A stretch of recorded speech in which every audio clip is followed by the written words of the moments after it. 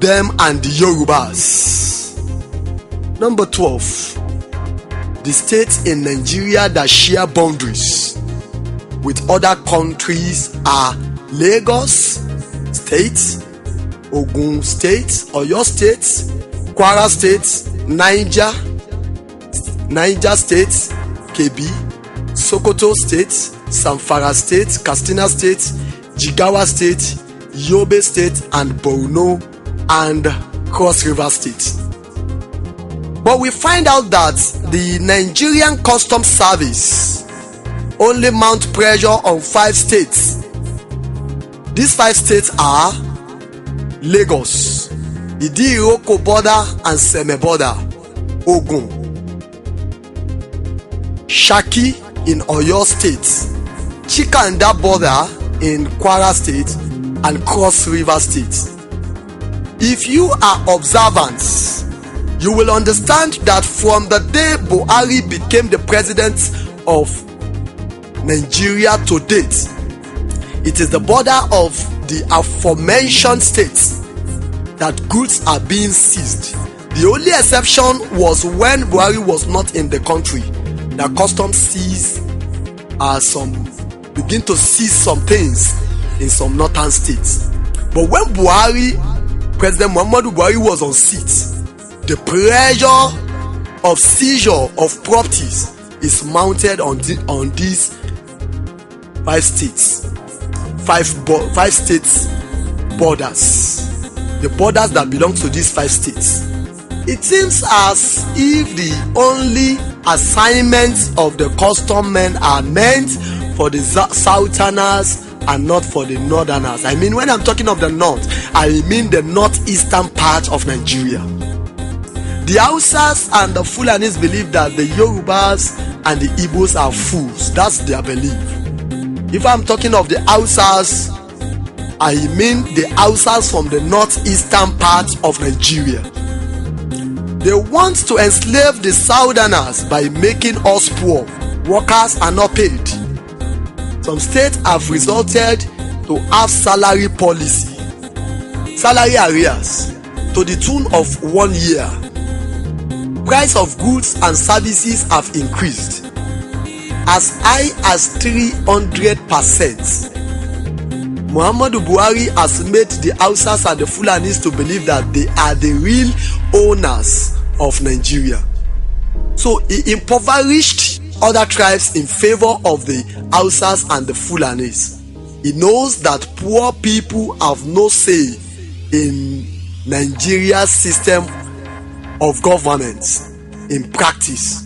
Seizure of rice and other goods are not only taking place in the borders of those 5 states, but traders' shops are looted and markets raided in all over Yoruba and Igbo lands, because most of the senior officers in Nigerian Customs Service are Hausas and Fulanis from the northeastern part of Nigeria. We should stop fooling ourselves with that slogan that we called One Nigeria.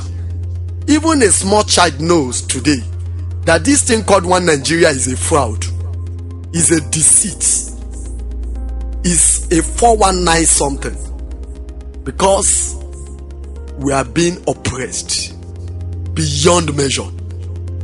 The Nigerian police force, headed by Northerner, is terrorizing youths in Igbo, Yoruba and Middle Belt states.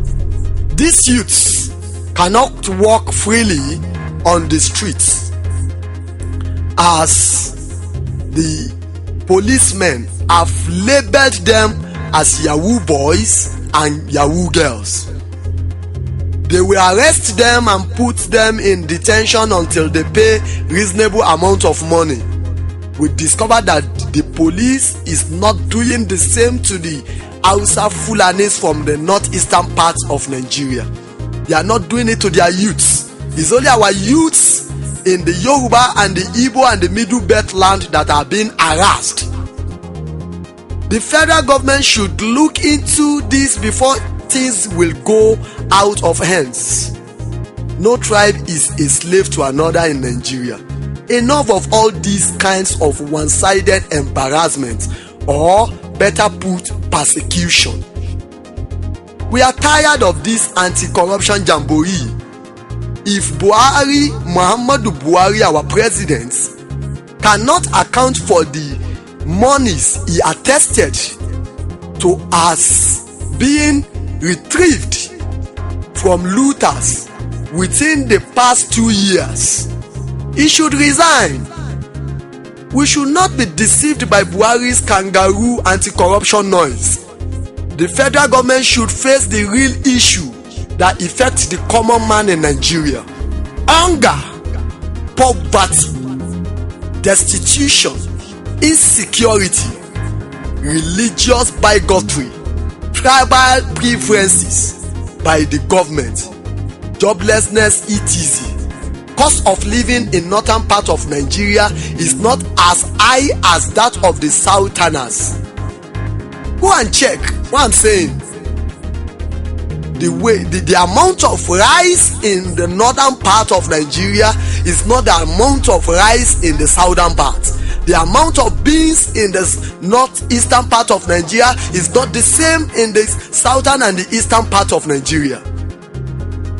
So we can see that we have one-sided president, the president of the northeastern part of Nigeria. That is what we are experiencing now. That Buhari and his people aim at suffocating the southerners in the areas of finance. Areas of finance, they are suffocating us. You see, today in Nigeria, Dangote can go to any place, any border. He can cross any border. His vehicles can cross any border. Nobody will harass him. My people, just come to think of it. If Dangote is a Yoruba man, by now these Fulanis will have destroyed him. If Dangote is a Igbo man, by now these Fulani guys will have destroyed him. But because he's a Fulani man, it's just his wealth is increasing every day. Nobody is harassing him. Nobody is intimidating him. Nobody is questioning anything about him. Because Dangote's money is Fulani's money. That is what a lot of people don't know. They are suffocating us in the area of peace. No peace in the country. In the area of health. In the area of religion, employment, politics, and education. The Fulanis don't believe in anything called education. That is why you hear ASU strike today, ASU strike tomorrow. But I just want to enlighten the ASUs. The real people ruling this country don't believe in Western education. That is what a lot of people don't know. The real owners of Nigeria, they don't believe in Western education. They believe that Western education is a sin. Get it right. We should stop fooling ourselves. We should stop deceiving ourselves. The northeastern part of Nigeria, the Fulanis precisely, they don't believe in all this Western education of a thing. They believe in their own religion's education. That is what a lot of our people don't know. Education only thrive in Nigeria when our own man became the president. Education can only go fast in Nigeria. Just imagine President Jonathan that built almost 13 universities in the north. Today you will hear them, they will say, what has he done? That is for you to understand what is really going on in this country.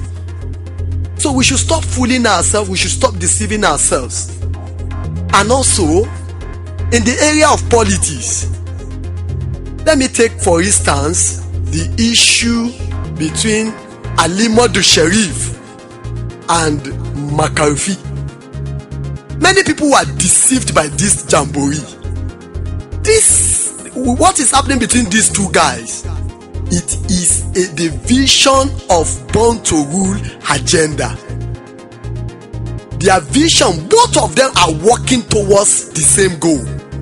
They want to make sure that that party is rendered useless. And not only that party, even in APC, they want to take the Fulanis wants to take over APC and they also want to take over PDP. So that in year 2019, when there will be election, what will happen is that there will be election between Fulani man in APC and Fulani man in PDP. Now, you will see Alhaji Atiku Abubakar, when our people talk of restructuring, he says he's in support. When you talk of confab, Alhaji Atiku Abubakar is in support. This is the kind of the deceit that we are being deceived when our present president is coming in. He knows what he's going to do when he gets there. If the PDP make a mistake to make Alhaji Atiku Abubakar or any Fulani man again their presidential candidate, we are still on the same thing. We are still on the same issue. We are still struggling with the same thing. If we want Nigeria to move forward in the next 200 years, we are not supposed to have a Fulani man as our president. There are other tribes in the north. Fulanis are not the only tribes in the north. There are other tribes there. Let them come up. Allow other tribes to rule. Allow them to rule. Fulanis are not the only tribe. If you look at most of all our past leaders, most of them are Fulanis. Look at Sardauna of Sokoto.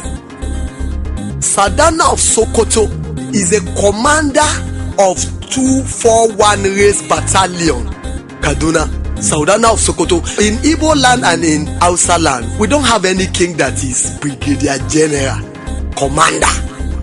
But you see, Sardauna of Sokoto is a commander in Nigerian army. Commander in Nigerian army. Commander in Nigerian army. Just imagine that. Go and look at Nigerian army logo. You will see what is there. The unfortunate thing that is in Nigerian army logo is that the Arabic inscription on Nigerian army logo is the motto of Uthman Danfodio's soldiers when he was alive. We need to know what is going on in this country. We, the Igbos, the Yorubas, the Middle Belts, and all other minority tribes, we need to come together and face our common enemy and tell our common enemy that we know the mathematics you are playing. We know where you are heading to. Look at the way Fulanis are killing here and there. There is no any arrest that has been made because they are born to rule. They believe that Nigeria is their property. And we are also encouraging them. That is what we are doing. Most of our leaders are encouraging them. We are encouraging them. We are encouraging them. That's what we are doing. This Sultan of Sokoto is also the life leader of all Muslims in Nigeria. NSCIA. Not only that, he is also the life leader of all Nigerian kings. NCTRN. Life leader. What do I mean by life leader? That is their leader. They cannot change leader. Leader for life.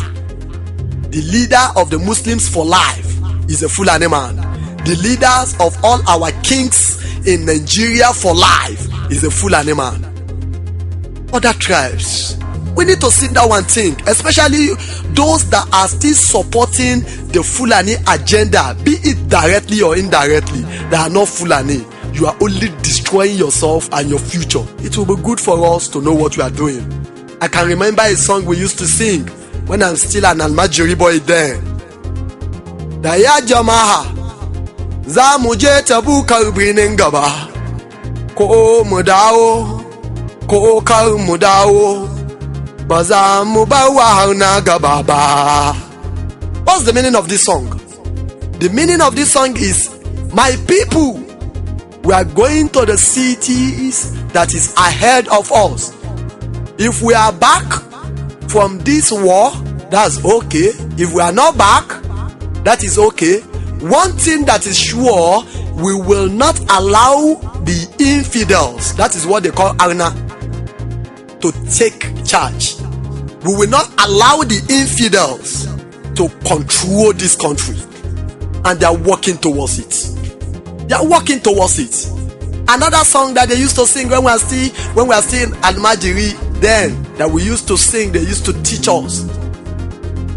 And ankeche mumune imasu sala anko na azangan katab ngakane sarau utamutane halawa dan sarau utankatab.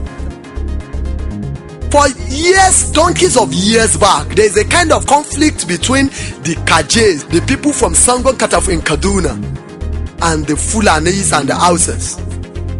And this conflict was somehow powerful then. And the military came to the rescue of everybody, and it was settled.